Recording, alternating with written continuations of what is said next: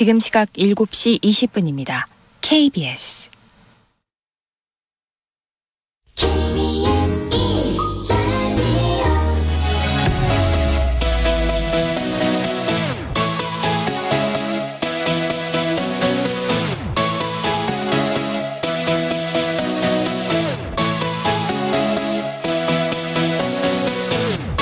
KBS 열린 토론.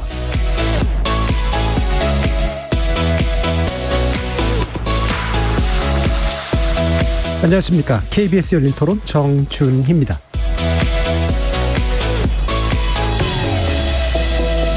이번 주 금요일 KBS 열린 토론은 지적 호기심에 목마른 사람들을 위한 전방위 토크, 줄여서 지목전 토크로 여러분을 만납니다.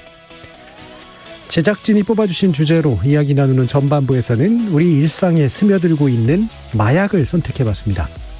최근 아보카도 씨앗에 숨겨서 2천만 명이 동시 투약할 분량의 코카인을 밀수하려던 조직이 적발됐다는 소식이 있었죠. 코로나19 사태 속에서 마약 사범이 역대 최다를 기록했다는 씁쓸한 소식도 전해지고 있습니다. 마약이 흔하지 않던 나라에서 마약 수출국으로까지 바뀐 지금, 스리슬쩍 우리 생활 주변에서 벌어지는 마약 거래와 중독 실태, 우리가 경각심을 놓지 말아야 할 이유에 대해서 말해봅니다. 출연자가 정해주신 주제로 대화를 나누는 2부에서는 우리나라의 성씨 문화에 대한 이야기를 해보려고 하는데요. 2005년 호주제가 폐지되면서 엄마의 성씨를 물려주는 것이 가능해졌다고는 해도 여전히 아빠 성을 따르는 것이 일반적인 상황이죠. 관습도 있고 눈에 안 보이는 구조적 제약 탓도 있을 텐데, 며칠 전 엄마 성을 물려주는 것이 한층 쉬워지게 만들어준 판례가 나왔습니다. 이를 계기로 성과 본을 따르는 전통 관습의 현황, 그리고 성별에 관련된 우리 의식의 현주소에 대해서 얘기해 보겠습니다. KBS 열린 토론은 여러분이 주인공입니다. 문자로 참여하실 분은 샵 9730으로 의견 남겨주십시오. 단문은 50원, 장문은 100원의 정보 이용료가 붙습니다. KBS 모바일 콩, 트위터 계정 KBS 오픈, 그리고 유튜브를 통해서도 무료로 참여하실 수 있습니다. 또 이제 콩에서도 보이는 라디오로 만나실 수 있습니다. 시민 논객 여러분의 뜨거운 참여 기다리겠습니다. KBS 열린 토론 지금부터 출발합니다. 살아있습니다. 토론이 살아있습니다. 살아있는 토론, KBS 열린 토론. 토론은 라디오가 진짜입니다. 진짜 토론, KBS 열린 토론.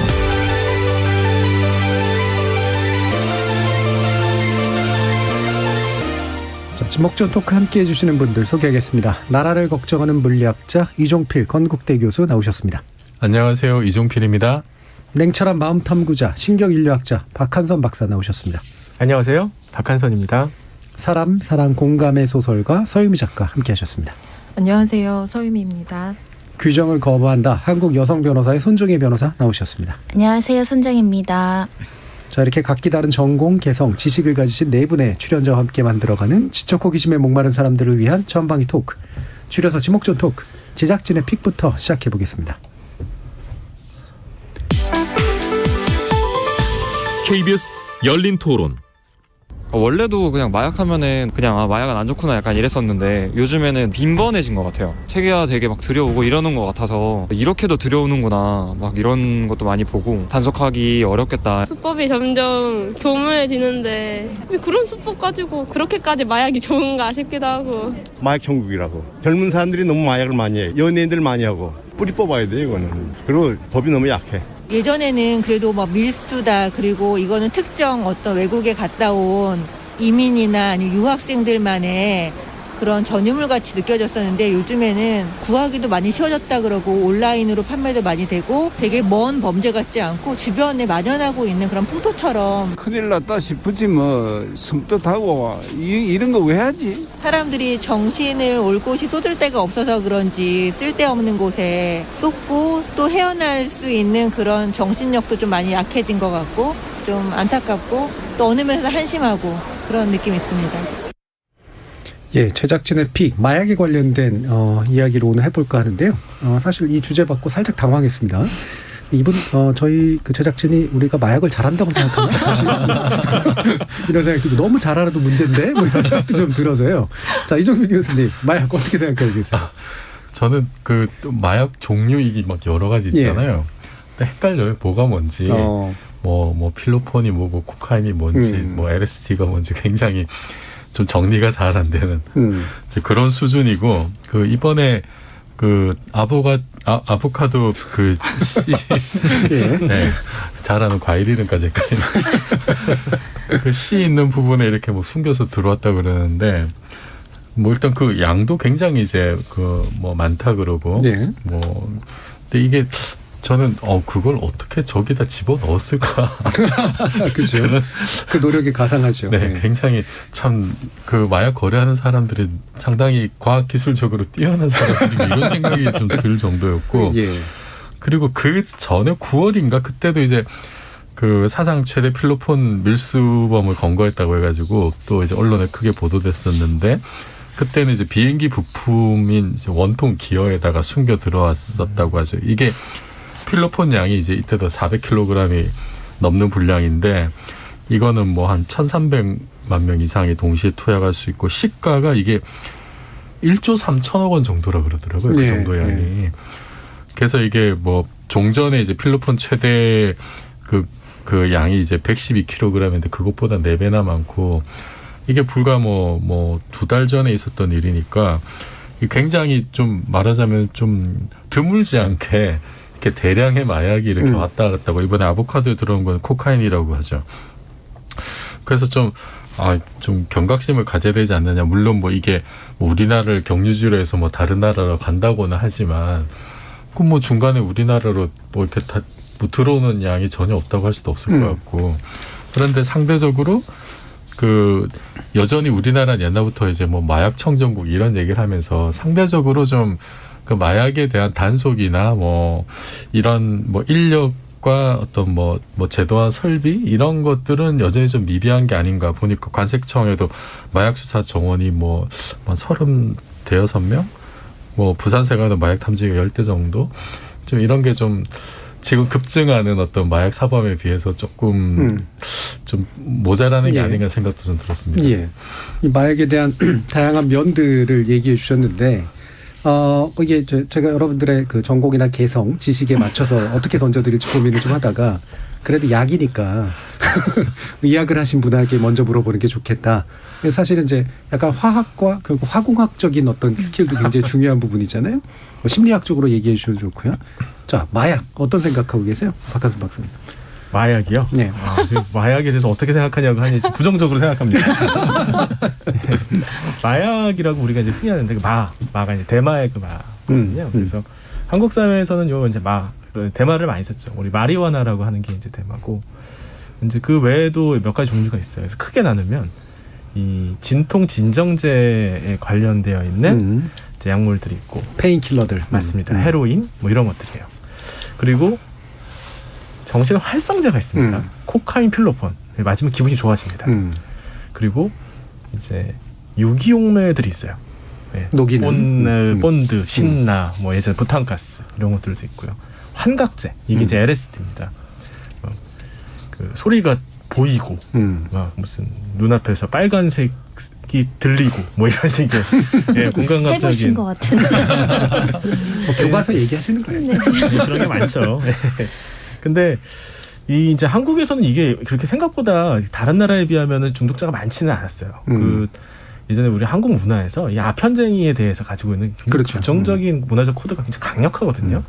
술 마시는 거 관대하고 담배 피는 거 관대한데 마약에 대해서는 전혀 관대하지 않았던 게 한국 문화인데 요즘 좀 바뀌는 것 같습니다. 네. 그리고 예전에는 써도 뭐 그냥 본드나 신나 같은 거 젊은 애들이 좀 쓰거나 이제 그 정도였는데 지금은 아니에요. 지금은 젊은 층을 중심으로 코카인 같은 것들을 많이 써요. 옛날에 코카인은 한국에 진짜 극히 드물었거든요.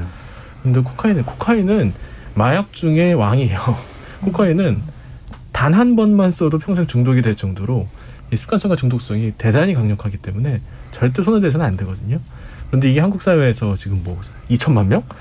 이게 만약에 한국 사회에 풀렸으면 정말 이제 큰일 나는 일입니다. 자, 마약의 계열을 알려주셨어요. 네, 고통을 줄여주는 거, 환각을 만들어주는 거, 기분 뜨게 만들어주는 거 이런 것들. 자, 순도를 높여가면서 이제 자극 정도를 높여가는 뭐 이런 것들에 대한 얘기를 해주셨는데 마약하면 결국은 범죄하고 연관돼 있고 우리한테는 결국은 이제 법적인 문제하고 또 연관이 되니까 우리 손정희 변호사님께도 한번 여쭤보죠. 저는 최근 몇 년 동안은 마약 사건 하라는 제안을 많이 받았어요. 제가 형사 사건, 가해자 사건 많이 안 하거든요. 특히 마약 사건 잘 안 합니다.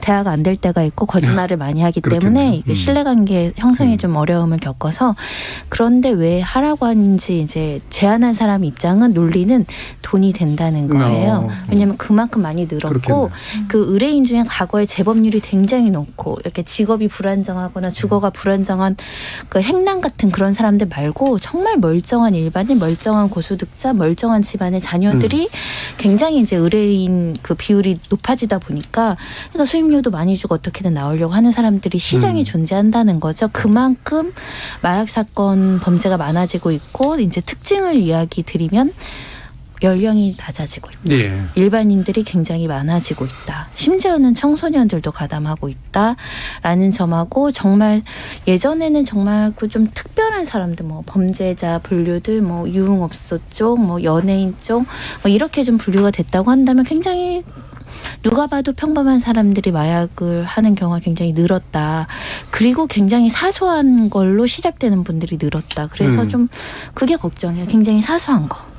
예를 들면 클럽에 놀러 갔는데 우리 미국 영화 같은 거 보면 뭐 여자들이 계속 잔 들고 다니잖아요. 멋있는 줄 알았는데 마약 낼까 봐 그런 거거든요. 그냥 이렇게 어디 가서 합석했는데 술을 권해서 먹었는데 거기 마약 성분 한각제 너무 쉽게 접하다 보고 그러니까 자기 의지와 상관없이 접하는 여성들도 많고 다이어트 약이라고 해서 인터넷으로 샀는데 마약 성분이고 몰라서 먹었으나 또 그 수렁텅에 빠져가서 본인이 이제 스스로 구매하게 되는 경우도 많아가지고 청소년들 같은 경우 뭐 친구들이 이거 뭐 거의 담배 권유하는 식으로 권유도 많이 당해서 하는 경우도 많다 그래가지고 굉장히 손쉬워진 건 분명한 것 같아가지고 또 본인 의사 상관없이 먹게 되는 경우도 일상 속에서 발생을 해서 그분들이 이제 치료나 재활이 안 되면 정말 재범 가고 이제 인생이 좀 좋지 않아지는 거죠. 심각하다는 생각 많이 들었고요.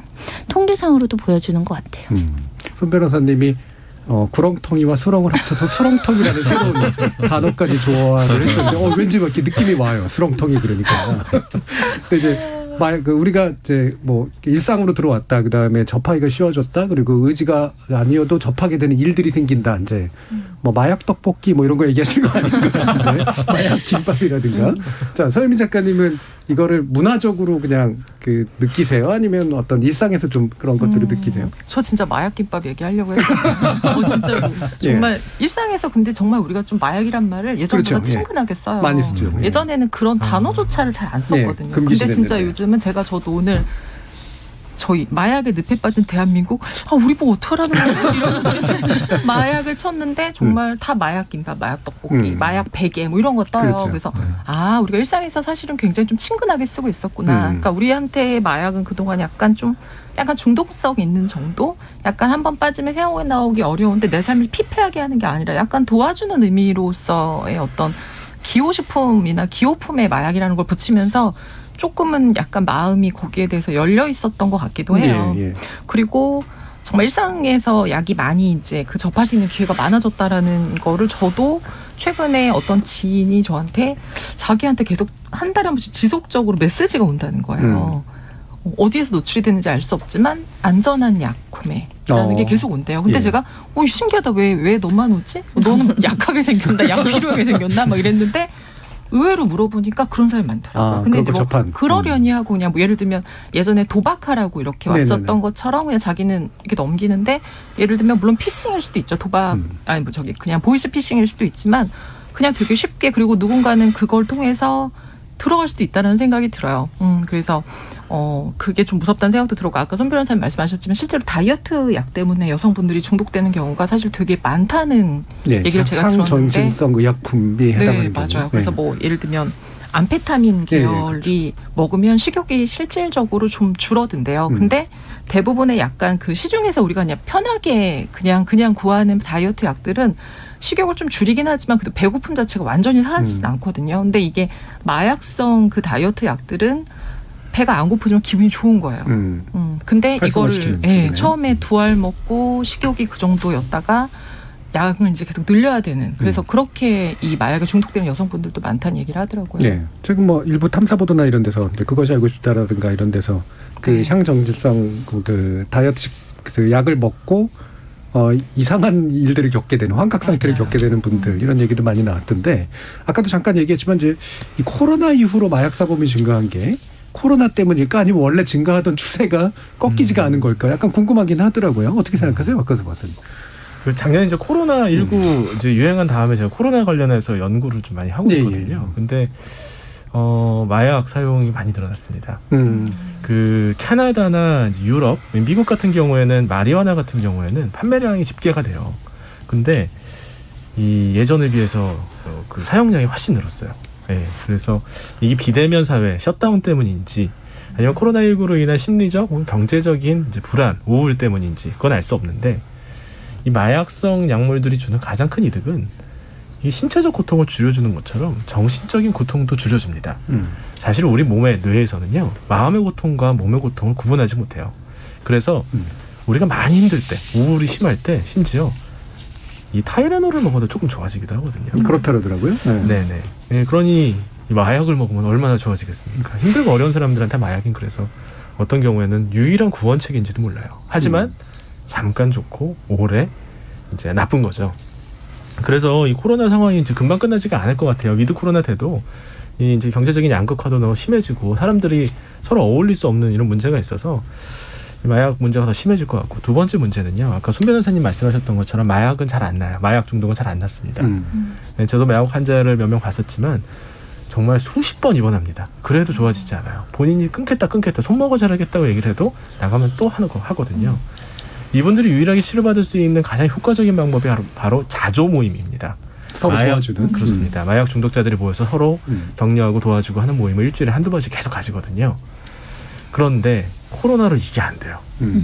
이걸 비대면으로 하니 그 효과도 떨어지고 잘 되지도 않고 이러니까 일부 좀 약한 환자들이 거기서 이제 빠져나가기 시작하는 문제가 생기고요. 세 번째는 좀 거시적인 건데요. 원래 역사적으로 감염병이 유행하면 사람들이 처음에는 긴장하고 경직돼서 평소에 하던 일도 안 해서 알코올 소비도 줄고 유흥업소도 잘 안 되고 그래요. 불안하거든요. 살아야 되니까. 가래도 안 갑니다. 그런데 이게 어느 정도 시간이 지나면 역으로 오히려 더 사람들이 향락에 빠지고 일시적인 쾌락에 빠지는 경향을 보입니다. 미래가 보이지 않는 상황에서 그런 경향을 보이는 경우가 많죠. 뭐 문란한 성관계, 도덕성의 파괴 이런 것들이 나타나는데 코로나 상황이 벌써 2년입니다. 그러니까 취약한 사람들부터 마약이라고 하는 일시적인 위안을 줄 수 있는 해결책에 빠지게 되는 그런 문제가 자연스럽게 생기는 것 같습니다. 예. 그러니까 뭐 상황이다 보니 또 이제 충분히 이해가 간다. 그러니까 인정이 되는 건 아니지만 예, 그럴 수도 있겠구나라는 생각은 드는데 이게 이제 그만큼 이제 구하기가 쉬워져서 생긴 문제 분명히 있을 것 같아요, 손 변호사님.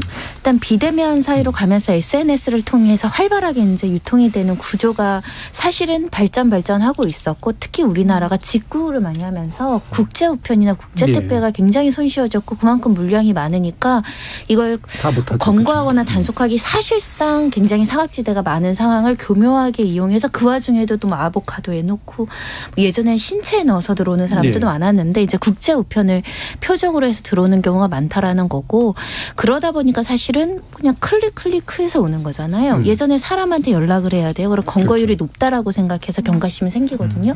이 사람이 나를 불 수 있어.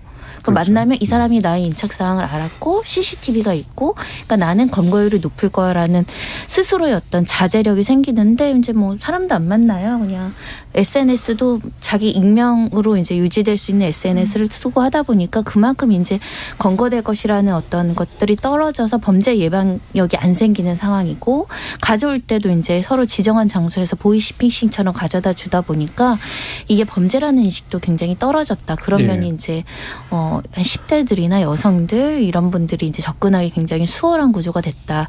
이런 부분들이 지적될 수 있는데 실제로 또 그 가장 큰 원인은 인접 국가 중에 이 아시아권 중에 우리가 뭐 유통국 2위라는 오명도 있긴 한데 처벌이 약해서 그래요. 옆 나라 가서 유통하면은 잘하면 죽잖아요. 한국인들도 사형당하고 그랬거든요. 중국 같은 경우.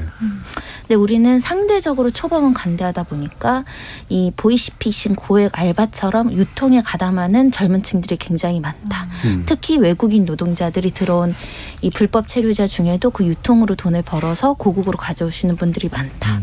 그래서 사실은 유통으로 아마 우리나라 대한민국에 돈 벌고 있는 사람들 꽤 많을 건데 그렇죠. 그게 문제죠. 돈이 되니까 사람이 몰리는 거예요. 지금 6169님께서 마약을 진통진정제로 쓰는 건 고통이 극에 달해 죽기 직전인 사람들이 쓰는 거 아닌가요? 정상인이 마약을 쉽게 구할 수 있는 것이 문제입니다라는 말씀 주셨는데 최근에 쓰신 분이 있어요. 네, 제가 그 10월 달에 몸이 좀 아파서 병원에 입원했었는데 그 고통이 좀 극심해서 그 마약성 진통제를 이제 처방을 해주시더라고요. 근데 그거도 좀 이제 효과가 없어서 이제 그 이렇게 가슴에 붙이는 패치형 뭐 주치의 선생님 말씀으로는 아주 강력한 효과를 줄 거라고 하셨는데 굉장히 이제 그 간호사분도 그렇고 의사 선생님도 그렇고 계속 이제 그 저한테 주의를 주세요. 이게 마약 성분이기 때문에 그 한 번 진통제가 들어가고 그 다음 진통제 들어갈 때까지 시간을 엄격하게 지켜야 된다.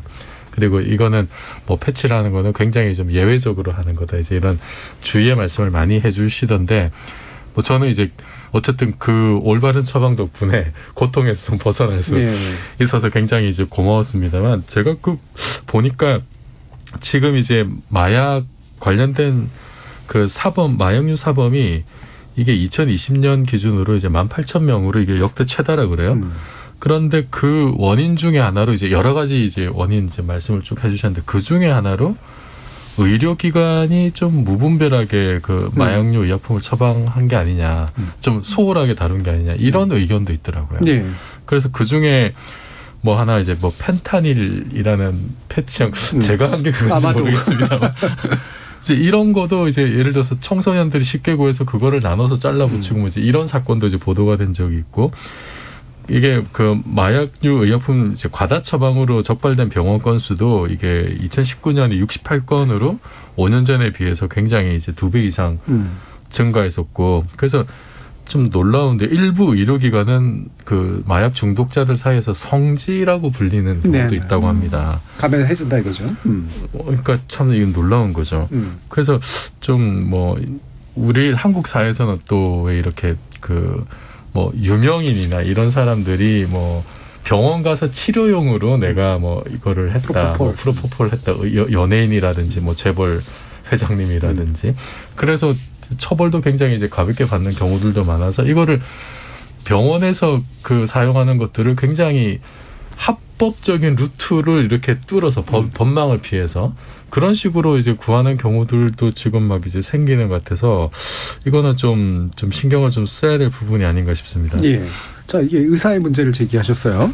지금 현직이란다. 의사 면허가 있으신. 네. 어떻게 보세요, 박한서 박사님? 그 사실요. 제가 의사로 일할 때는 그 의사들도 마약 처방에 대해서 그렇게 적극적이지 않았어요. 그러니까 이게 문화적인 경향이 있습니다. 한국 문화에서는 의사들도 정말 환자가 떼굴떼굴 구르면 그때 조금 주고 인색하게. 네, 그래서 심지어 그때는 한국에서는 이 마약성 진통제 처방이 너무 낮다. 그래서 환자들이 너무 고통스러워한다. 이런 식의 지적이 나올 정도였거든요. 근데 요즘 분위기가 많이 바뀌었습니다. 그래서 이제 이 약을 처방하는 그런 패턴도 미국을 많이 따라가는데 미국이 마약성 진통제 처방에 사실 굉장히 관대한 나라예요. 네. 그래서 많이 써요. 근데 한국도 요즘은 좀 그러는 것 같고 그러다가 일부 이제 좀 일탈한 의사들이 이거를 그냥 경제적인 이득을 위해서 막 사람들한테 아무렇게나 주고 뭐 프로포폴 그냥 와서 무슨 내시경 안 하는데 그냥 주고 이런 경우가 생기니까 이제 이게 문제죠. 이게 그 마약성 진통제는요. 그 저기 이종필 교수님이 쓰셨던 것 같은 거는 보통 정말 격심한 고통했습니다. 네. 아기 날 때. 아마 근데 아기 날 때랑 비슷한 아마 그거보다 좀 더 고통스러우셨을 거예요. 그리고 말기 암 환자. 말기 암 환자는 이제 시한부 인생이 시간이 얼마 안 남았거든요. 그러니까 마약을 써서 생기는 손해보다 남은 여생을 조금 더 편안하게 보내는 게 더 중요하거든요. 그렇게 이득과 손해를 따져가지고 결정을 하는 게 이 마약성 진통제. 펜타닐을 비롯한 이 오피오이드, 아편계 약물들인데 그렇지 않고 그냥 조금 힘들다, 어렵다, 뭐 그냥 여기 팔다리가 쑤셔요, 아파요 이래도 처방하는 경우가 요즘 점점 늘어나고 있어서 근데 이게 의사의 판단이라고 하니까 주변에서는 검증하기가 어려운 겁니다. 의협이나 이런 기관에서 이 마약성 진통제 사용 내역에 대해서 좀 스스로 자정하고 또 이렇게 과다하게 처방하는 사람에 대해서는 이제 제한을 하는 게 필요하다고 생각합니다. 네, 분명히 그런 것 같아요. 지금 K77031577님이 미국 드라마를 정주행하고 있는데 마약 중독자의 삶이 무너지는 것도 비참하지만 그 때문에 방임되거나 범죄 대상이 되는 자녀와 아동들의 상황이 더 안타깝더라고요. 곧 우리 아이들의 이야기가 될까 봐 걱정입니다. 이런 말씀 주셨는데 사실 이제 마약에 관련된 이미지를 결국 접하는 거는 이제 이렇게 뭐 이런 문화적인 어떤 생산물인 경우들이 많잖아요. 가장 최근은 저는 이제 그 브레이킹 배드라고 하는 그 시리즈에서 그 화학 선생님, 그 굉장히 잘했던 선생님이 순도 높은 마약을 뽑아내는 그런 과정이 그려진 그 드라마를 보고 뭐 흥미롭게 봤었는데 서유미 작가님은 이제 마약을 다루는 물론 문화물을 쓰지는 않으시겠지만 네. 그런 이미지들을 어떻게 생각하세요? 일단은 되게 그 마약을 다루는 그 영화나 드라마가 많더라고요. 생각보다 많고 굉장히 많이 볼 수 있고 지금 방금 말씀하신 것 우리나라는 지금 막 늘어나는 추세이긴 하지만 일상에서 아주 많이 볼 수 있는 건 아니란 말이에요. 근데 사실 이제 뭐 미국이나 외국은 드라마나 영화에 나오는 거 보면 사실 가족 내에 마약 중독자가 실제로 있으면서 뭐 이렇게 진짜 가족이 무너지고 하는 것들도 우리보다는 훨씬 더 이제 빈도가 이제 높은 편인데 그런 것들을 이제 사람들이 많이 보면서 사실은 조금 마약에 대해서 두려워하는 면도 생기지만은 조금 호기심을 갖는 면도 있고 그리고 저거 약간 알코올 중독하고 많이 다르지 않은 거 아닐까 정도로 생각하는 면도 있고 또 어느 또 마약을 다루는 영화들은 사실 그거를 그러니까 마약이라고 하는 것이 가지고 있는 의미가 상당히 다양한데 환각이나 이런 쪽으로 좀 사용을 하면 굉장히 뭔가 인생을 딱 한 방을 뭐가 터뜨리고 좀 즐기고 젊은 때 한번 그럴 수도 있지 뭐 이런 느낌을 또 주는 것도 있어서 실제로 저는 그 최근에 다큐멘터리 중에서 그 나는 마약 중독자입니다라고 젊은 친구들 중독된 친구들 나오는 얘기를 본 적이 있는데 그 친구들이 그 얘기를 하더라고요.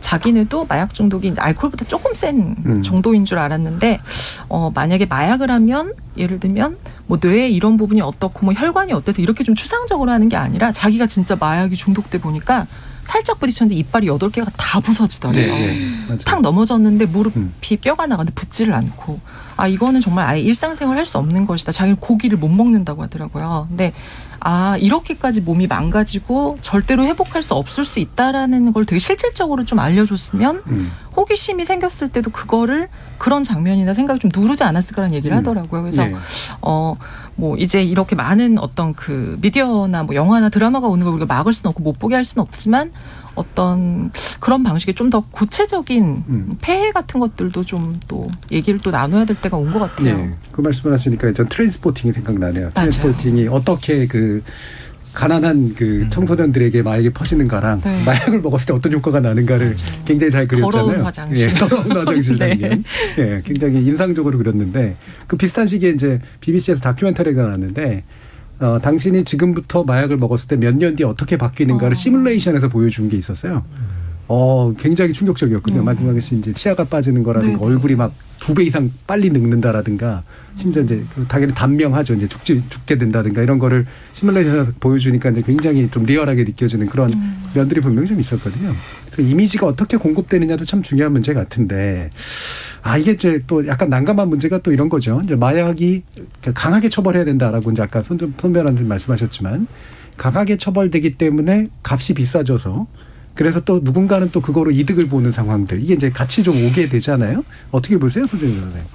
이게 이제 일반인들 법 인식하고 이제 법원의 실무가 괴리되는 대표적인 공간이 여기인데 어떤 사건이 주로 터지면 뭐 정치인들의 자녀 사이, 뭐 연예인 누구 양도 많고 횟수도 많은데 집행유예 나왔어 왜 이렇게 손방망이야 매번 이제 언론에서 때리고 비판을 할 수밖에 없잖아요. 근데 판사님들 이야기 들으면 판사가 되게 고민을 하시는 거예요. 그러니까 집행유예 내릴 수도 있고 단기 실형을 내릴 수도 있는데 단기 실형은 뭐 6개월짜리 1년짜리를 말하는 거예요.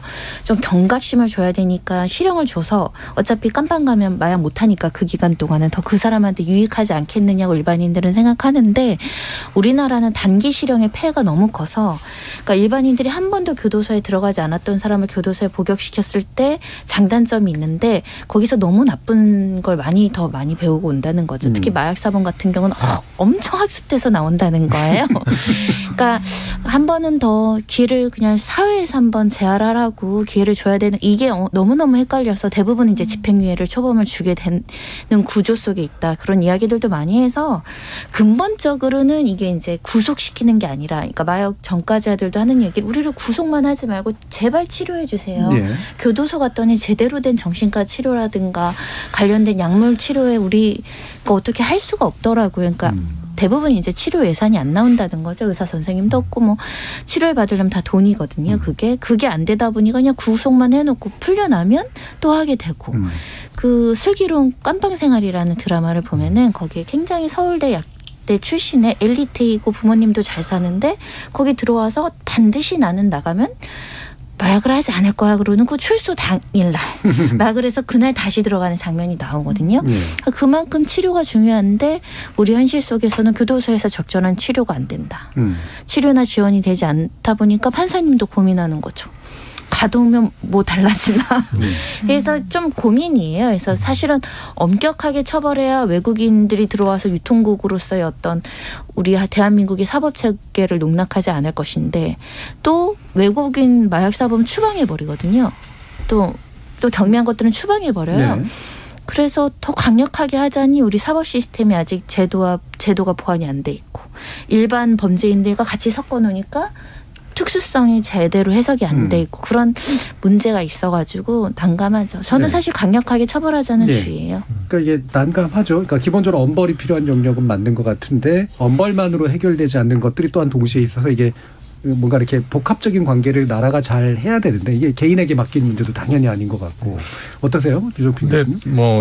사실 보통 사람들이 분노하는 거는 예를 들면 예전에 이제 홍정욱 전 의원 딸이 뭐 LSD, 에더럴 이런 걸 밀반입했는데 구속영장 기각됐다든지 그냥 언론에서는 가벼운 마약인 대마만 부각이 됐었는데 실제로 뭐 LSD 이런 거 굉장히 아주 강도가 높은 에더럴도 그렇다고 하더라고요. 그다음에 그 남양유배 손녀도 황하나 씨 같은 경우에도 2015년에 필로폰 투약이었는데 경찰이 불기소 송치를 한 경우가 있었고, 최근에는 그 삼성의 이재용 부회장 프로포폴을 상습 투약한 게 뭐 한 5년 동안에 41회?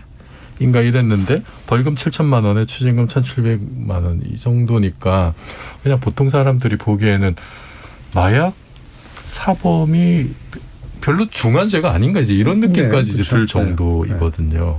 근데 분명히 이런 거 특히 이제 사회 지도층에 대한 내지는 뭐 셀럽들에 대한 어떤 그 사법적인 어떤 절차 정의가 이게 정말 엄정하게 지금 집행이 되고 있는가라는 어떤, 이게 물론 마약만의 문제는 아니겠습니다만 여러 문제가 얽혀 있습니다만 특히 마약에 대해서는 더 알려진 사람일수록 더 엄하게 어쨌든 집행에 들어가는 게 일단 효과가 좋지 않을까. 그런데 방금 우리 그 손 변호사님 말씀하셨듯이 저도 찾아보니까 마약 사범은 들어가면 동창회를 주식해서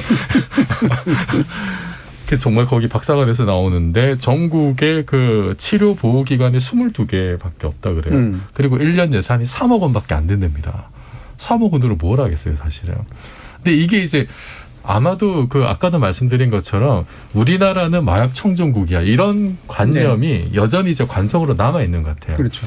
그런데 이게 지금 여러 가지 수치로 보면은 지금 이미 뭐 비공식적으로 마약 청적 지수라고 하는 게 10만 명당 뭐 마약 사범 몇 명이냐 이걸 이제 20명 미만으로 본다고 하는데 이미 2015년에 우리나라 이미 넘었어요. 이미 넘었고 2020년 아까 18,000명 하면은 인구 10만 명당 36명 가까이 되거든요. 그러니까 이미 이제 빨간불이 들어온 상태고 이게 또 굉장히 이제 급속하게 퍼졌을 때 정말 감당이 안 되는 수가 있기 때문에 그런 사태에 대비한 여러 가지 좀 제도적인 정비를 해야 되지 않을까 싶습니다. 예. 안 그래도 저는 마약 청정국 이런 말 자체를 굉장히 싫어하거든요. 이렇게 청정이라는 말을 아무데나 갖다 붙이는 걸 기본적으로 싫어하는데. 공식적인 어떤 그것도 아니라고. 그것도 아니라고 하죠. 예를 들면은 뭐 진짜로 환경이 깨끗해서 청정이라고 붙이는 건 모르겠는데 작년에 왜 코로나 청정국 뭐 이런 식의 표현이라든가 그죠? 예전에 저 기억나요. 80년대 초반인가 후반에 에이즈 문제 한참 있었을 때 우리는 에이즈 청정국 뭐 이러면서 이제 에이즈라는 병 자체를 되게 좀 뭐랄까 되게 좀 이상하게 좀 취급하는 그런 문제도 있었고 대마 청정 그러니까 이런 청정국이란 마약 청정국이 깨끗함의 문제하고 연결돼야 되는 건가라는 사실 생각이 좀 있거든요. 그리고 실제로 이미 이제 그런 조건도 분명히 아닌 것 같고 이게 결국은 이제 사회병리적인 문제랑 같이 좀 연결이 되는 건데 박한선 박사님 또 정신의학을 계속해서 다뤄오셨으니까 어떠세요? 예, 이게 심각합니다. 일단 그 손변 선생님 얘기하셨던 것처럼요, 마약 환자는 안 나요. 이게 이거를 듣고 계신 이제 이 마약 중독 환자분이나 가족분들이 들으면 조금 안타까운 얘기긴 한데 정말 안 났습니다.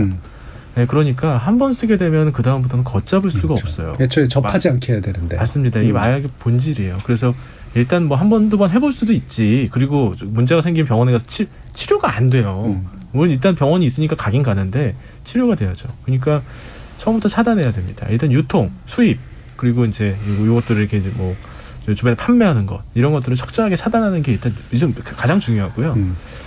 이 자리에 제가 꼭 하고 싶은 얘기가 하나 있습니다.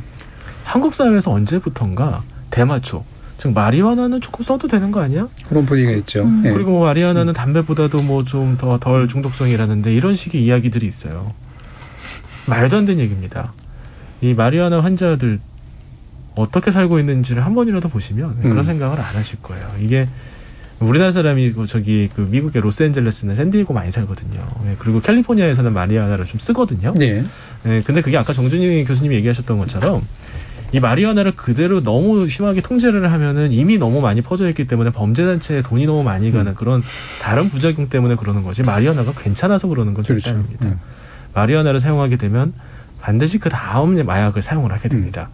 이걸 게이트웨이 가설이라고 하는데 가장 약한 마약부터 시작해서 점점점 심한 마약으로 들어가고 마약을 파는 이 마약상들이 이 작전을 많이 써요. 처음부터 코카인 쓰라 그러면 더 겁나서 안 쓰거든요. 대마초 하나 말아주는 거예요. 네. 다 써. 이거 대학생들 한 번씩은 해봐야지. 여기서 시작입니다. 그래서 뭐 마약에 대해서 관대해 주는 게 뭐 좀 뭐 새로운 문화다, 신세대다, 전혀 그렇게 생각하지 않고요. 담배도 이제 그만 피우자고 그러는데 안 그래도 우리나라는 마리화나가 불법인데 그걸 이제 와서 합법화하겠다고 하는 게 도대체 무슨 뜻인지는 전 잘 이해가 안 갑니다. 과연 그걸로 누가 이익을 볼 것인가 이런 생각이 듭니다. 실제로 그 마리화나를 접한 사람들의 상당수가 더 센 마약으로 넘어간다는 건 상당히 통계적으로 뒷받침되는 거로 알고 있어요. 가장 중요한 거는요, 1960, 70년대 우리 히피족들이 마리화나를 많이 썼어요. 근데 그리고 40년이 지났거든요. 마리화나 그 대마초가 그 사이에 육종을 통해서 그때보다 약 20배 정도 강한 마리화나를 요즘은 써요, 대마초를. 그러니까 우리의 부모님 세대가 쓰던 마리화나와 지금의 마리화나는 또 다른 마리화나입니다. 그것도 발전이라고 하면 무슨 이상하지만 그게 다릅니다. 이제 결국은 우리가 이제 마약이라고 하는 것을 뭐 청정이란 말까지 써가면서 마치 안전한 지대였던 것처럼 강조해 오다가 실제로 어느 순간에선가 그런 얘기를 전혀 쓸 수 없는 상태가 됐음에도 불구하고 오히려 마약에 대한 사회적 인식은 느슨해져 가고 있고 맞습니다. 처벌은 굉장히 약한 상태고 어디선가는 방임이 일어나고 있고 재벌들이나 뭐 이렇게 보면 결국은 이 상태가 더 가면 분명히 훨씬 더 안 좋아질 거는 맞는 것 같거든요. 서유미 작가님. 네. 어떤 우리 문화적인 어떤 태도 이런 게 좀 필요할까요? 저 지금 마리화나 얘기하신 거 되게 좀 공감이 되면서 좀 뜨끔하기도 했던 게 사실 소설이나 영화에서 마리화나를 굉장히 낭만적이고 자유로운 영혼들의 어떤 그래서 답답했던 꽉 막힌 인간이 마리화나 한 대 말아서 갑자기 막 자기 안에 있는 얘기 막 술술하는 이런 어떤 걸로 사용하는 경우들이 꽤 있었던 것 같아요. 근데 그런 것들에 대해서 좀 생각을 해보게 되고 저는 그때 아까 말씀드렸던 그 다큐멘터리 봤을 때 되게 인상적이었던 게 뭐였냐면 이 친구들이 여러 친구가 나오고 다 다른 경로로 마약을 접했고 다 다른 사람인데 맨 마지막에 하는 얘기는 다 하나였어요. 그러니까 자기가 지금 바라는 게 있던 뭐냐면 그냥 약을 하면서 죽고 싶다는 거예요. 뭐 이거가 안 나을 걸 알고 있고 그리고 자기 앞에 삶이 없다는 걸 알아요. 몸도 망가졌고 관계도 다 깨졌고 중간에 재활하고 좋아져서 사회에 복귀해서 회사를 다니다가도 회사에서 자기를 견디지 못하고 막 그 벽 같은 데 머리 막 짓기도 하고 집에 와서 엄마 묶어놓고 나가서 약 사기도 하고 막 이런 경우가 나오는데 제가 그 친구들이 울면서 그냥 죽고 싶다라는 말을 했을 때 굉장히 좀 이렇게 그 무방비로 노출되어 있는 젊은 친구들에게 우리 사회가 할 수 있는 게 뭘까? 정말 죄를 지으면 그냥 잡아다가 그냥 가서 정말 가두어 놓고 이런 거밖에 없을까. 그래서 이 재활 프로그램 내지는 어떤 정말 그 예방 프로에 대한 고민들도 좀 해야 되겠다는 생각이 들어요. 예. 사실 그 대마초에 대해서 또는 마리화나 이런 거에 대해서 거꾸로 약간의 저항이라든가 자유의 이미지를 갖게 된 게 저희보다 히피의 이것도 있지만 박정희 정부나 이럴 때 가수들 수시로 때려잡을 때 이제 대마초 가지고 잡아서 망신 주고 그렇죠. 마치 사회경각심 만들고 그러니까 사실 그게 되게 우스꽝스러워 보였잖아요. 네. 그러다 보니까 생긴 반작용도 분명히 있는 것 같아요. 그리고 그런 이미지도 있죠. 예수라는 사람 뭔가 그렇죠. 네. 창의적인 일을 하는 사람은 잠깐의 그런 환각 효과, 뭐 각성 효과 있는 것이 이게 좀 뭐 도움이 될 수도 있는 거 아니냐, 그런 힘을 빌릴 수도 있는 거 아니냐라는 생각들을 또 하는 경우들도 있더라고요. 뭐 과학자들 중에서도 보니까 뭐 그런 식으로 LSD를 직접 합성해가지고 그 PCR이라고 유전자 증폭하는 기술을 만든 그분이 노벨상까지 받으셨는데 그분이 진짜 LSD를 그렇게 흡입하기도 하고.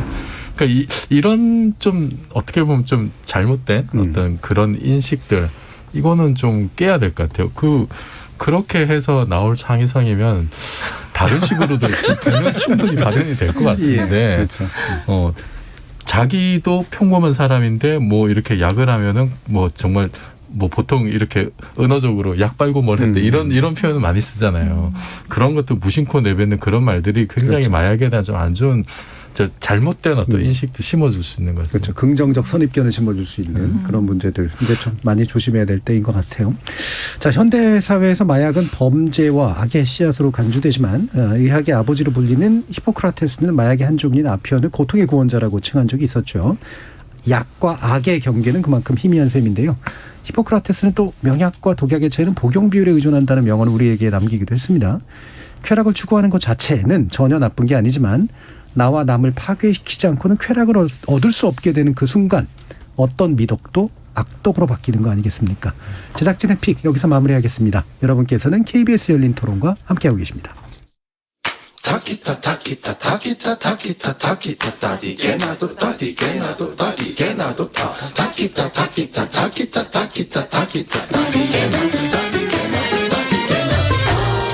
물음표가 느낌표로 바뀌는 순간 KBS 열린 토론. 시대가 이렇게 막 많이 변하고 그 여성 엄마의 성을 따른다고 해서 뭐 불이익 가는 건 없으니까 보수적인 성향에서 말씀드리면은 뭐가 바뀌는 게 싫고 남성 우월주의고 막 이런 건데 사람들의 인식도 많이 틀려졌고 법에서 통과가 되고 막 그냥 인식으로는 바뀌어도 된다고 보는 거죠. 저요 이제 만약에 꼭 등록을 해야 돼 내일 그러면 엄마 성으로 해도 된다 이거지. 어렸을 땐 생각해 본 적은 없는데 나이가 들다 보니까 엄마 상도 뭔가 반반씩 따르면 좋지 않을까 생각은 해봤어요. 약간 서운해하실 것 같기도 하고 뭔가 엄마가 잊혀지는 느낌. 저도 이제 여자고 이렇게 엄마가 될 그런 과정에 있다 보니까 그런 생각이 더 요즘에 나는 것 같아요. 우리나라 그 유교 사상이 있었기 때문에 내가 남자라서가 아니라 그래도 족보 관계라든가 뭐 이런 것 때문에 남자성을 따르는 게 좋을 것 같네요. 자녀도 결정의 자유권이 있지 않습니까? 그럼 자녀가 엄마성 따르고 싶다 한다면 그거는 찬성합니다. 그렇게 엄마성 아빠성 뭐 아니면 도 뭐 이런 쪽을 이야기를 해가는 것 같아서 그런 거 없이 성을 바꿀 수 있는 그런 부분들에 있어서 조금 더 자유로웠으면 좋겠다라는 생각이 들어요. 지적 호기심에 목마른 사람들을 위한 전방위 토크. 신경인류학자 박한선 박사, 물리학자이신 이종필 건국대 상호교양대 교수, 소설가 서유미 작가, 그리고 손정희 변호사 이렇게 네 분과 함께하고 있는데요. 자, 두 번째 주제 출연자 픽 정해 주신 분이 손정희 변호사님이세요. 이 판결 때문에 아마 생각해 보신 것 같은데요. 네, 최근에 그 의미 있는 이제 결정이 나왔다라고 보셔야 될 것 같은데 보통 이제 성분 변경은 이혼한 이후에 이제 재혼을 했는데 재혼한 아버지와 그렇죠. 이제 아이가 성이 달라서 이런 경우에들 뭐 요즘 많이 늘고 있습니다. 성 변경해달라는 심판 청구가. 근데 이 사례는 이제 이혼이나 재혼이 아니고 그냥 혼인 중에 처음에는 이제 아버지 성을 따랐다가 이제 어머니 성으로 바꾸겠다라고 이제 허가해달라고 법원에 해달라고 이제 신청을 했는데 청구를 했는데 변경을 해준 사건이고요. 그러니까 혼인 중에도 엄마 성으로 바꿀 수 있다 이런 유의미한 판결이라고 보시는데 좀 익숙하진 않죠.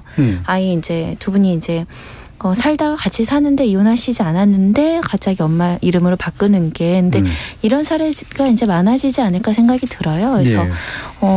올 초에는 그 부성 원칙이라고 하죠. 부의 성과 본을 따른다고 민법에 규정되어 있는 게 위헌이다. 헌법 소환안 제기한 분들도 있어서 우리가 을에 당연히 아빠 성을 따르던 문화가 많이 달라질 것으로 예상이 돼요. 예. 다른 세 분 이게 적절히 지금 성별이 섞여 있습니다만 예. 내 성 따르게 하고 싶다. 아니다.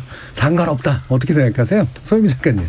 네, 저는 사실 저희 집이 딸만 넷인데 예. 저희 아빠가 되게 대가 끊겼다고 굉장히 슬퍼하셨었던 기억이 예. 있어요. 근데 저는 결혼하고 이제 아들 낳으면서 그냥 남편의 성을 그때 한 번쯤은 생각했던 것 같아요. 그냥 둘 성을 다 할까. 근데 그때 살짝 알아봤을 때 이게 출생신고할 때 정할 수 있는 게 아니더라고요. 네. 부부가 혼인신고를 할 때 엄마의 성을 따를지를 결정하는 경우에만 그대로 가는 거고 네, 근데 네. 그 법을 그걸 봤을 때 이게 되게 멀리 있구나. 그렇죠. 어떤 그 젊은 연인이 결혼을 할 때 아이를 낳을지 말지도 모르는데 우리가 엄마 성으로 따르도록 하겠다. 그리고 그거를 이제 그 혼인신고서 문항에 이렇게 체크를 하면 그게 또 체크만 해도 되는 게 아니고 양가 부모님들 그 합의도 다 내야 돼요. 네. 그 되게 복잡한 거예요. 그래서 그때 잠깐만 생각해보고 사실 그냥 그대로 갔는데 그러면서 2개를 붙일까 했는데 제가 이렇게 2개 붙이면 얘가 또 2개 붙이고 김수한모 거북이가 더 이렇게 되겠다는 생각이 약간 들어서 이것도 아니고 그러면서 제가 그냥 했던 생각은 이제 우리가 다 죽을 텐데 이렇게 이름이 중요한가라는 생각도 들면서 그냥 자연스럽게 그냥 넘어갔었던 것 같아요. 네, 그러니까 지금 어쨌든 정해진 건 그냥 부성을 기준으로 그쵸, 정해져 부성으로 있고 가고 지금 있어요, 저는. 특별히 이제 변경할 만한 아직 이유도 그 없는 것 생각은 같고 변경하려면 또 힘들기도 하고 그런 이제 관상의 법칙이죠. 이제 결국에는 어떠세요, 박한성 박사님? 근데 이제 성을 따르는 문제를 무슨 남녀의 문제로 보통 생각을 많이 하는데 그거랑은 별로 상관이 없어요. 사실 이 인류학적으로 부계성, 모계성, 또 양계성, 선계성 이 4가지가 있거든요. 이 부계성은요, 즉 이제 부친의, 즉 아버지 쪽 집안의 성원이 된다라고 하는 의미를 가지고 있는 겁니다. 그래서 이 동아시아 사회나 유럽 사회처럼 고정 경작지를 가진 그리고 남성이 주로 고된 노동을 해야 되는 경제 체제를 가진 상황에서는 아버지 쪽 성을 자식한테 물려주는 게 자식이 훨씬 유리해요. 그래야 그쪽 가문의 재산과 유산들을 물려받을 권리를 가지게 되거든요. 그러니까 당연히 그렇게 물려주죠. 다만 한국이 이제 봉건 경제 체제에서 이제 바뀌었어요. 현대 사회가 되면서 상황이 바뀌었습니다. 그러니까 예를 들어 저 같은 경우도 제 아내는 무슨 재벌집 딸이에요. 저는 그냥 이런 평범한 의사인데. 예를 드신 거예요? 예. 예입니다. 예. 그러면 제 자식한테 제 집사람의 성을 물려주는 게 좋을 것 같아요. 그래야 그쪽 집안의 구성원으로서의 역할을 할 수 있기 때문입니다. 실제로요, 이 사회경제적 계층이 낮았던 집단은요, 성이라는 게 있지도 않았어요. 그렇죠. 어느 쪽에 그걸 따라서 구성원의 가문이 된다고 하는 게 의미가 자체가 없거든요. 그래서 한국 사회가 이 부계성에서 지금은 점점 선계율을 따르는 그 구조로 바뀌어가고 있다라고 보는 게 맞습니다. 선계율이란 그때 상황에 따라서 아버지 쪽 집안이 될 수도 있고 어머니 쪽 집안이 될 수도 있는 구조를 말합니다. 그러니까 이거를 젠더의 문제다, 남녀 평등의 문제라고 볼 게 아니라 그러니까 어머니의 성을 따를 수 있어야지 남녀 평등이 된다. 그러니까 그게 아니라 그 결과예요. 남녀 평등이 되면 자연스럽게 성 문제 어느 쪽 성을 따라야 된다는 부분은 서로 이득이 되는 방향으로 바뀔 겁니다. 네, 박한성 박사님 그래서 제가 단순하게 표현하면 강한 놈에게 붙는다. 얘기했었어요. 저는 이렇게 어린 시절을 돌이켜 보면은 이렇게 왜 친가회가 이렇게 있잖아요. 그러면 친가 가면은 다 저랑 같은 성씨 사람들이 쫙 있으니까 뭔가 진짜 내 집에 온 것 같은 느낌이 드는데 외가에 가면은 다른 성씨 사람들이 많단 말이에요. 그리고 이름도 벌써 외 바깥 외자를 쓰고 그래서 외가 가는 거를 제가 어릴 때 굉장히 싫어했어요. 남의 집 가는 것 같고. 그렇죠. 뭔가 고립된 느낌이고. 우리 집이 아닌 것 같고.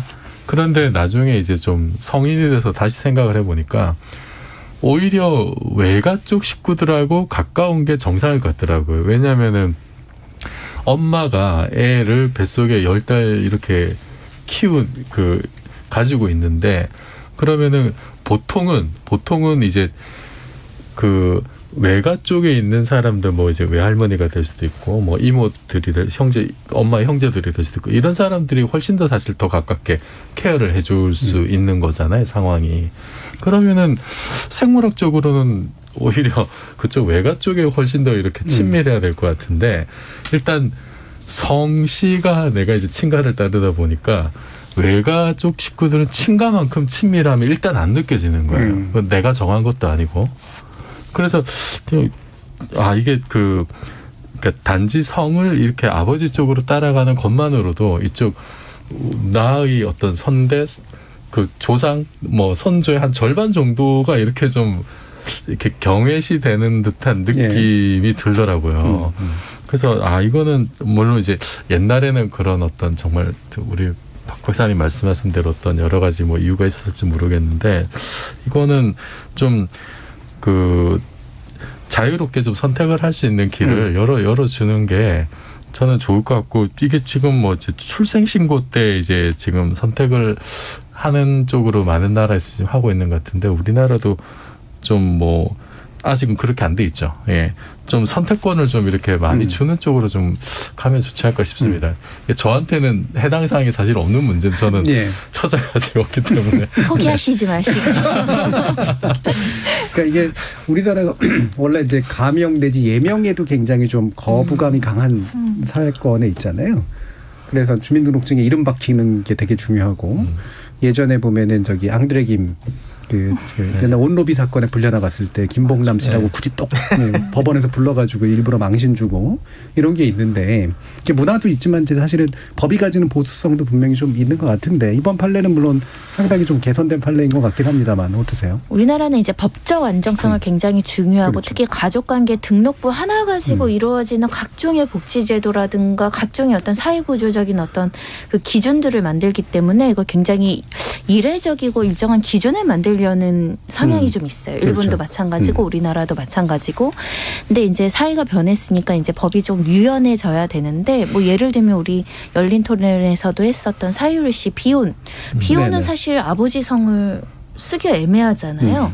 그런 이따 다양한 가족 제도가 생기면서 이제 민법도 어느 정도는 변화돼야 되고 국회의원들이 이제 개정안도 발의된 상태인데 일단 법이 딱 꼼짝 안 하고 움직이지 않으니까 일단 부의 성과 본을 따른다 이렇게 딱 돼 있어요. 그렇죠. 예외적으로 이 혼인신고 시 협의를 하거나 아니면 이게 특별히 자의 복리에 부합한다라는 판사의 허가가 있을 때만 변경이 되는 거거든요.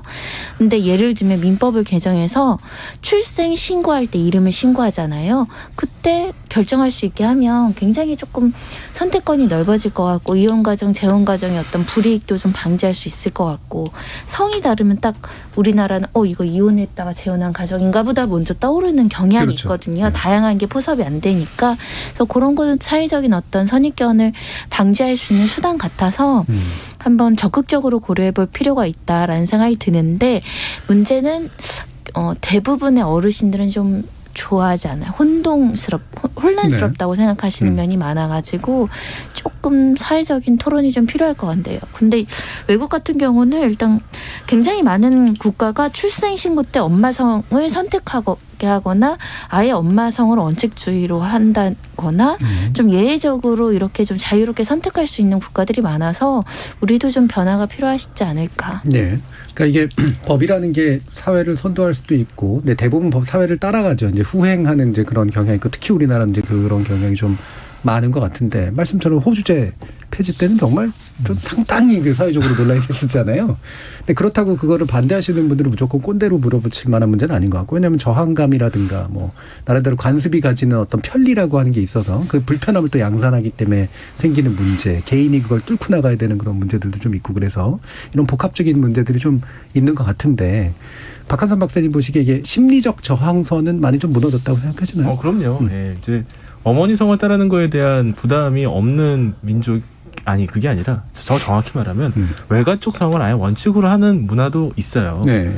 대표적인 경우가 이 동남아시아 일부, 인도 이런 경우인데, 근데 이런 문화를 가진 이 전통 문화에서 이제 이렇게 어머니 쪽, 외가 쪽 이름을 따르는 경향을 가진 문화의 특징이 있습니다. 첫 번째는 이 남성 조기혼을 비나혼이라고 하는데요. 네. 남자가 처가 쪽 집안에 가서 살아요. 근데 한국은 반대예요. 한국은 시집을 간다 그러지. 이게 뭐 장가간다는 말이 있긴 하지만 주로 남편의 집안 쪽으로 가거든요. 두 번째, 여성의 경제적인 독립성이 높은 문화일수록 어머니의 성을 따르는 경우가 있습니다. 네. 한국 사회는 노동이 너무 힘들기 때문에 여성이 혼자서 독립해가지고 아이를 키우기가 굉장히 어렵습니다. 소나 말을 사용해서 장기질을 해야 되거든요. 근데 이 동남아시아라든지 화전민들 혹은 이제 인도 일부 나라에서는 3모작, 4모작 하기 때문에 여성 혼자서 아이를 키울 수 있어요. 이런 경우에는 어머니 성을 따릅니다. 그게 더 유리하거든요. 아까 말씀하신 거랑 비슷해요. 근데 현대사회도 그래요.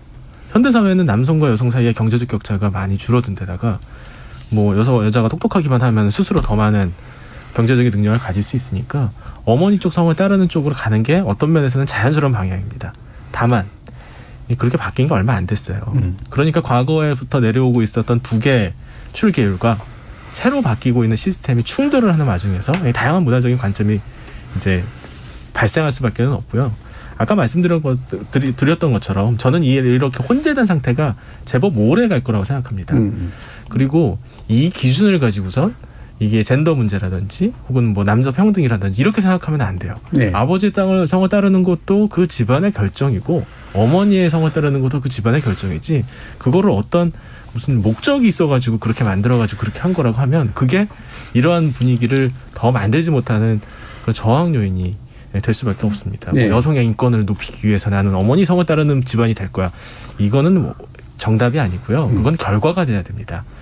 다만 이제 아까 손 변호사님 말씀하셨던 것처럼 한국 사회에서는 아직도 어머니 성을 쓰는 거는 그럴 만한 이유가 있을 거야. 예를 들어서 아주 파국적인 이혼 혹은 이제 뭐 아버지가 아주 아버지로서 뭐 범죄자예요. 막 이런 문제가 있다든지 이제 이런 경우에 이제 국한에서 사람들이 생각하는 경향이 있기 때문에 이런 편견이 조금 줄면 이런 부분에 있어서 뭐 자유롭게 가문의 결정에 따라서 아이들한테 가장 유리한 성을 물려주는 방식으로 문화가 조금 더 쉽게 옮겨갈 수는 있을 것 같다는 생각이 듭니다.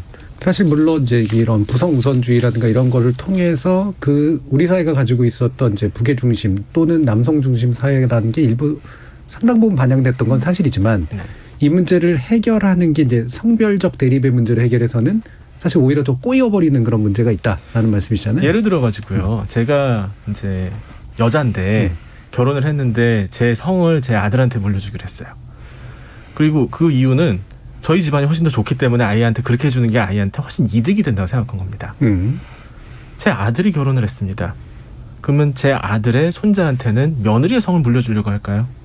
며느리 집안은 어떤데요? 그러면 또 생각이 바뀔 수도 있는 거거든요. 예. 이런 문제는요. 우리가 일관된 경향을 가지고 갈 수가 없어요. 그때그때 상황에 따라서 다 달라지게 됩니다. 예. 내 성을 아들한테 물려주고 싶었던 어머니는 내 친손주죠. 친손주도 소위 말해서 친손주도 내 성을 물려주고 싶을 거예요. 며느리의 성이 아니라. 그 충돌은 또 어떻게 할 거냐는 거죠. 네. 그렇죠. 네. 근데 그 성을 물려주고 싶다라는 감정이나 심리가 사실 일부 있는 경우들이 있잖아요.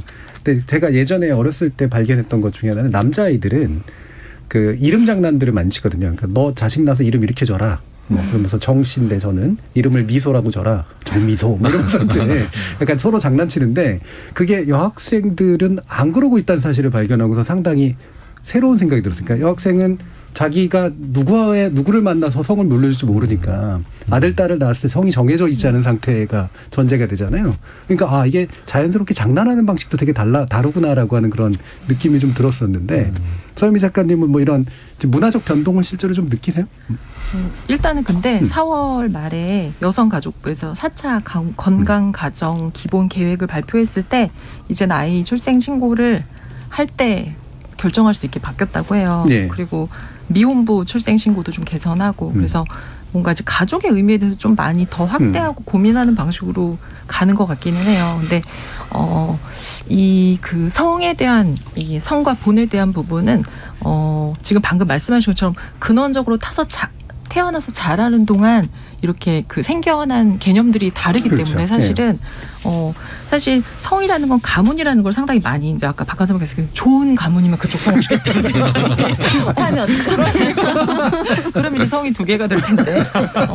근데 정말 예전에 성이라는 거는 양반의 전유물이었거든요. 예, 그렇죠. 왜냐하면 조선 시대만 해도 성을 가진 사람이 한 10% 정도밖에 안 됐고, 그러니까 어떤 가문의 사람이냐가 너무 중요했었고, 그때는 그 성씨가 양반의 권위고 증명이고 가문이고, 그래서 예전 드라마를 보면 얘가 누구이다라고 나오지만 걔가 누구 어느 집에 뭐 몇째인데 그 집안이 어떤 이런 게 되게 많이 나왔어서 개인이 어떤 사람인 것보다 그 사람의 배경을 이제 보여주는 게 되게 강했는데, 이제는 이제 그런 것들이 많이 좀 희석이 되다 보니까 개인이 되게 중요해져서 사실은 아까 말씀하신 것처럼 지금은 누구 걸 주는데 그 다음에 바뀌어서 사실 그냥 개인으로 남지, 이제는 우리가 어떤 족보에 매이는 사람으로 있지 않는, 그래서 개인과 가족에 대한 의미를 좀 새롭게 생각하는 계기가 되는 것 같아요. 그렇죠. 네.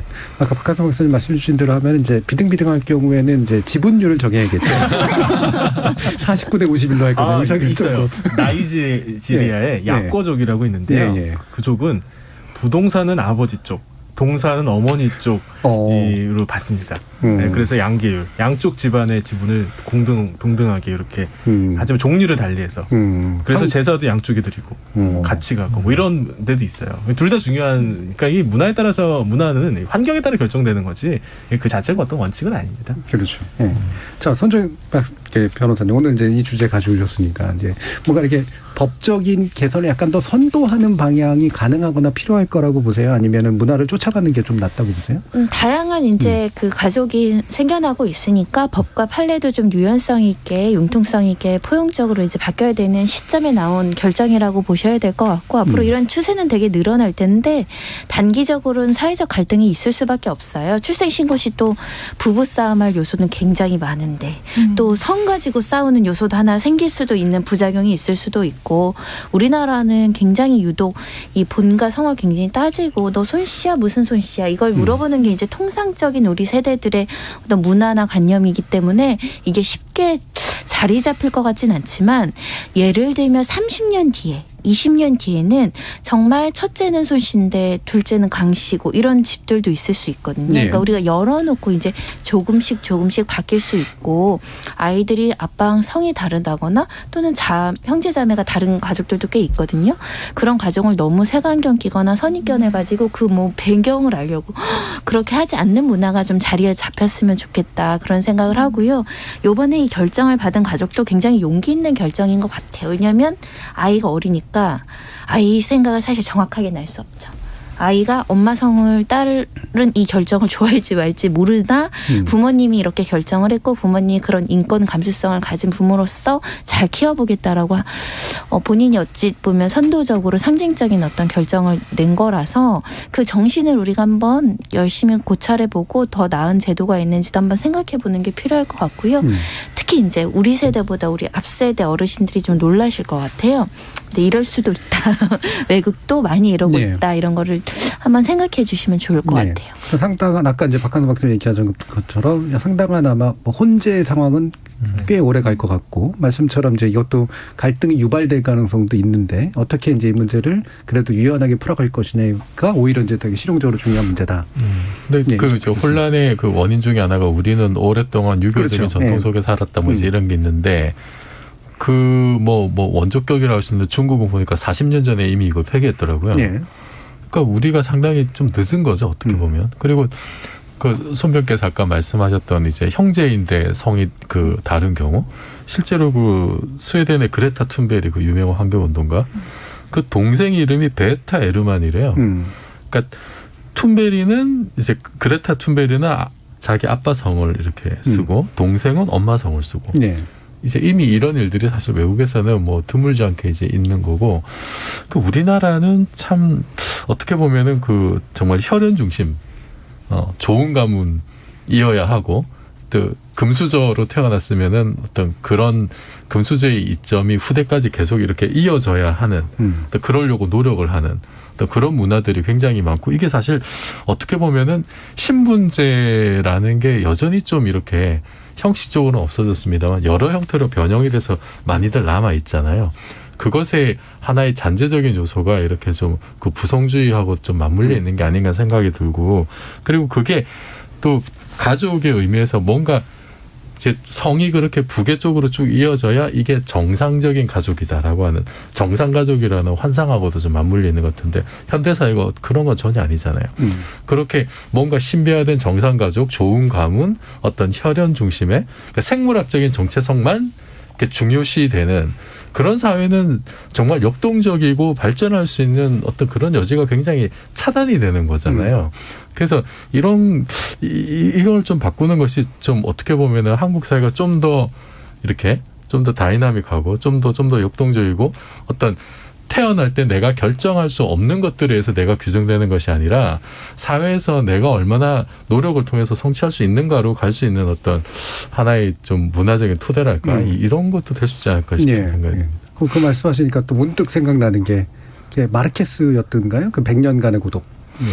거기에 이제 보면은 이름이 똑같은 이름들이 계속 나오잖아요.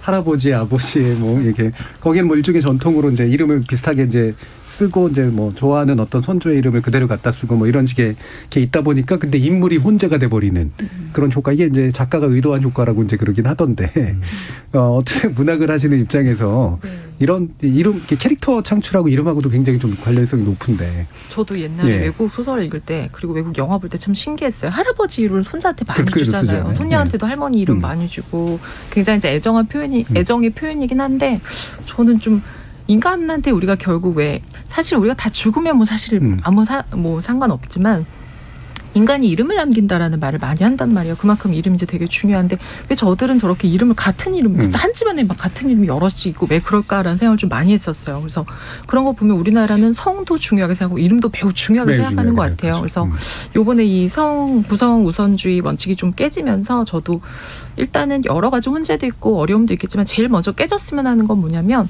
우리가 좀 아빠성을 따르지 않는 가족은 뭔가 정상 범위의 가족이 아닐 것이다라고 하는 편견. 예전에는 그렇죠. 그 아이가 예를 들면 이 부모와 살 때 이 성을 쓰다가 재혼하면서 이제 성을 바꾸면 아이도 혼란스럽고 내가 뭐 누구인가 이런 존재론적인 고민도 하면서 그런 어떤 인식들이 좀 깨졌으면 하는 그런 생각도 들고, 정말 이제 요즘 근래에는 되게 다양한 형태의 가족이 많이 생기잖아요. 제가 요 문제를 같이 이제 그 고민을 하면서 예전에 2018년에 그 칸 영화제에서 황금 종려상 탔던 고레다 히로카즈 감독의 그 어느 가족이라는 영화가 있었어요. 그 영화가 되게 생각이 많이 났는데, 거기에 6명의 사람들이 나오는데 할머니, 할아버지, 엄마, 아빠, 이모, 남매로 보이는 가족인데 이들은 사실은 한 명도 혈연 관계가 아니거든요.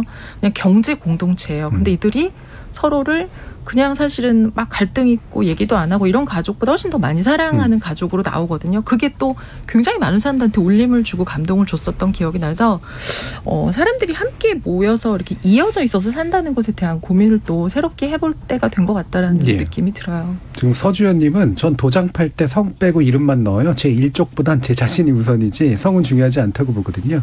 언젠가는 엄마 성이든 아빠 성이든 자유롭게 선택할 수 있고 아예 선택하지 않아도 되면 좋겠네요라는 말씀을 주셨는데, 그럼 마지막으로 우리 손 변호사님 어떤 걸 우려하시거나 기대하시거나 그러세요?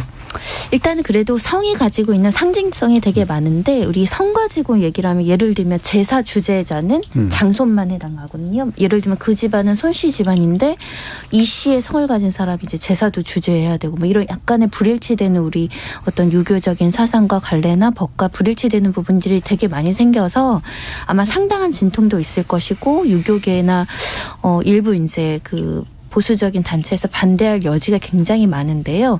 이게 항상 우리는 사회의 가장 원칙이 되는 게 소수자 보호.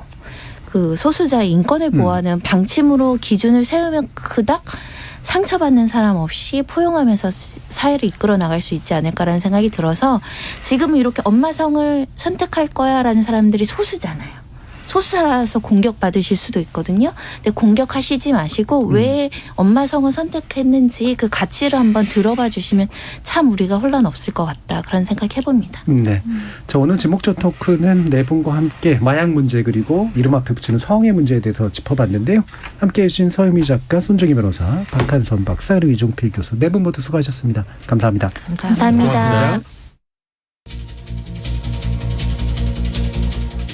어떤 관습과 문화는 의지로 인해서 바뀌는 게 아니라 그걸 뒷받침하던 물적 조건이 변함으로써 사라진다고 저는 봅니다.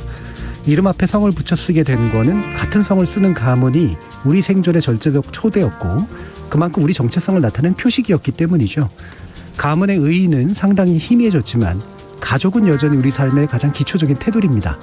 또 가족은 취약한 존재에 대한 책임과 연대감의 다른 표현이죠. 엄마 혹은 아빠의 성별을 떠나서 여러분은 그 가족이라는 것에 대해 어떤 표식을 달아주는 게 가장 마땅하다고 생각하시는지요? 지금까지 KBS 열린 토론 정준이었습니다.